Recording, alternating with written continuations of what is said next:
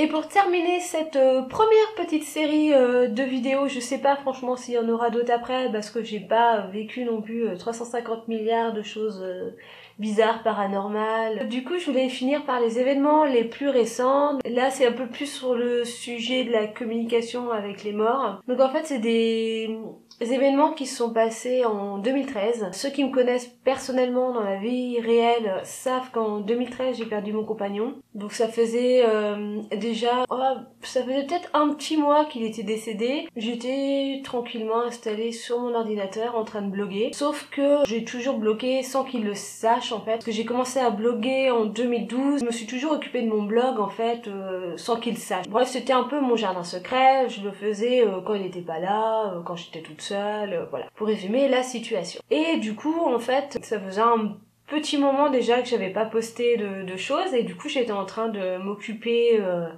de mon blog tranquille sur l'ordinateur. Donc à l'époque j'habitais un duplex et donc j'étais au rez-de-chaussée et d'un coup j'entends un bruit bizarre en fait à l'étage, parce que j'avais mon bureau qui était à l'étage. Donc du coup je monte à l'étage voir ce qui se passe et là je me retrouve avec mon étagère de bouquins avec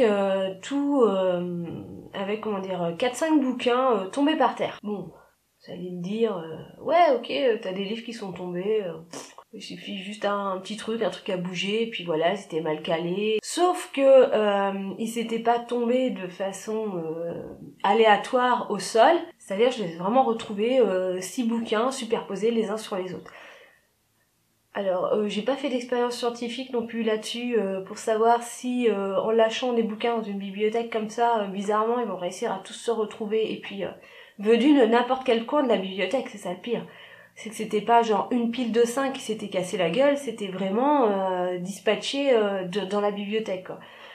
Donc ouais, là ça m'a fait un peu flipper, là je me suis dit ouais, ok, c'est quoi ce délire? Je me souviens pas, j'ai pas le réflexe en fait ce jour-là de regarder précisément c'était quel livre qui était tombé avec lequel. C'est vrai que je suis conne sur ce côté-là parce que j'aurais dû regarder, il y avait peut-être un message codé entre guillemets sur quel bouquin était tombé, il y avait peut-être un thème en commun ou quelque chose, voilà, il y avait peut-être un message à lire là-dedans, mais là sur le coup j'ai pas du tout pensé à ça. J'étais plutôt étonnée quelle belle pile, mais bon voilà, c'était assez bizarre. Et ouais, je me suis arrêtée à ça, j'ai un peu flippé. Et bah ouais, j'ai continué ma vie normalement, on va pouvoir dire ça comme ça. Sur cet événement-là, en fait, je l'ai titré à lui, parce que voilà, je pense pas que ce soit un autre esprit, entre guillemets, qui aurait pu faire ça. Quelques jours après, je me suis retrouvée, j'ai toujours eu l'habitude, quand j'étais toute seule, de manger avec mon portable, ma grande table de salon, et d'avoir mon portable et mon assiette à côté, très geek quand même, comme situation, hein, comme ambiance. Mais voilà, j'ai toujours été comme ça depuis que j'ai un ordinateur en fait. Je mange avec mon ordinateur. Et du coup, j'étais en train de bidouiller un truc, bien occupée, pendant que ma bouffe à côté dans la cuisine était en train de cuire. Voilà, donc j'avais mes steaks, mon petit steak qui était en train de se faire dorer la pilule là dans ma poêle. Et clairement, je l'ai oublié. J'étais concentrée à faire autre chose sur mon ordi que j'en ai zappé ma viande. Et là, j'ai ressenti une forte douleur. Assez impressionnante juste là au niveau du cou, mais vraiment le truc ça m'est jamais arrivé depuis vraiment le truc où on te met 2 doigts comme ça, mais vraiment la forte douleur. Du coup ça me fait sortir de ce que j'étais en train de faire sur mon ordi et là je dis mon steak et du coup je suis arrivée quasiment à temps pour la cuisson presque parfaite de mon steak. C'était quand même inouï. J'ai eu l'impression qu'on m'avait prévenu oh fais gaffe voilà, on m'a touché en fait. Oh, fais gaffe, ton steak il est en train de cramer. Parce que voilà, il était quand même commençait à être bien cuit. Et ouais, c'était assez étonnant. Et en fait, j'ai pensé à lui tout de suite. Parce qu'en fait, il avait l'habitude à l'époque de me dire toujours ouais, voilà. Moi, je peux tuer quelqu'un avec 2 doigts, là, en appuyant super fort. Et c'est pour ça que j'ai pensé clairement que c'était son esprit qui avait tenté de communiquer avec moi, parce que c'était un truc, un truc entre nous, et un truc assez particulier, où j'aurais pu, justement, où j'aurais pu le reconnaître que c'était lui, et voilà, pour moi c'est lui, et puis depuis déjà avant j'avais jamais eu cette sensation de douleur, J'ai pas eu cette sensation de douleur comme ça après.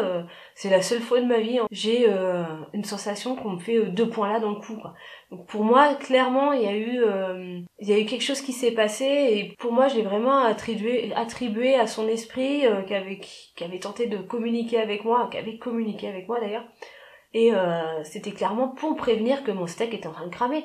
Mais oui, ça peut paraître totalement débile, mais moi je le vois ça comme ça. Donc ça c'était le deuxième petit message de sa part. Donc là, clairement, je vais commencer à me dire, waouh, il y a vraiment quelque chose après la mort. Je sais pas si c'était juste pour ça, si c'était juste pour me prévenir, t'inquiète pas, il y a quelque chose après, voilà quoi. Ça a toujours été toute ma vie en fait je me suis demandé s'il y avait quelque chose après ou pas du tout, si on était entre guillemets une pauvre machine qui s'arrêtait et pouf c'était le noir complet, voilà comme si on débranchait un grille-pain, ou s'il y avait vraiment quelque chose après la vie quoi. Donc je sais que c'est quelque chose qui est tout au long de ma vie, je me suis tout le temps posé cette question là, c'est pas non plus une obsession mais presque. Et donc là clairement j'avais déjà une demi-réponse de tiens il y a peut-être quelque chose. Pour moi, en tout cas, je l'ai interprété comme ça. Et le troisième événement que j'ai eu, donc, avec son esprit, c'est un soir, je suis rentrée du boulot super tard, et en ouvrant la porte, en fait, de mon appartement, ma porte ne couine pas, ne fait jamais de bruit bizarre, et en ouvrant la porte de mon appartement, il y a eu un espèce de bruit étrange. Moi, j'ai interprété comme une voix, en fait, j'ai entendu une voix. En fait, ma porte, clairement, m'a dit « au revoir ». Ce qui était bizarre, c'est que c'était pas forcément sa voix ou la voix de quelqu'un, c'était une voix lambda. Voilà, ma porte m'a parlé. Je pourrais presque mettre ça dans le titre de cette vidéo.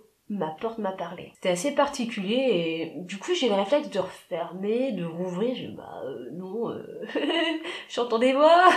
Non, ma porte ne couine pas, il y a pas un truc au sol qui pourrait gêner la porte ou faire que ça émet un bruit que mon cerveau l'interprète comme au revoir.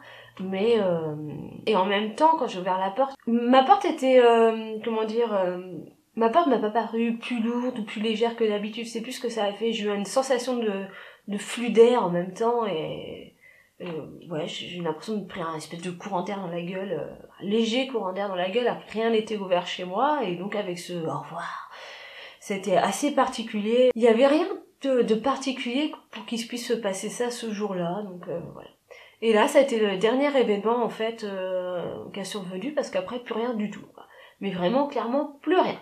Je n'ai plus vu aucun signe, ou alors ils m'en a peut-être fait mais je les ai pas vus. Alors c'est pareil que pour mes autres expériences, hein, c'est seulement je vous raconte mon histoire, mon ressenti, ce que j'ai ressenti au moment des faits, et voilà c'est tout. Après j'ai envie de dire vous en faites ce que vous voulez, vous me croyez pas, mais au moins j'aurai partagé ça avec vous et ça m'aura fait très plaisir de partager ça avec vous. J'espère qu'il y aura peut-être une autre suite ou une autre série de vidéos sur le même thème. J'espère que ça vous a plu et n'hésitez pas à laisser comme d'habitude un petit commentaire et à vous abonner à ma chaîne si ça vous a plu.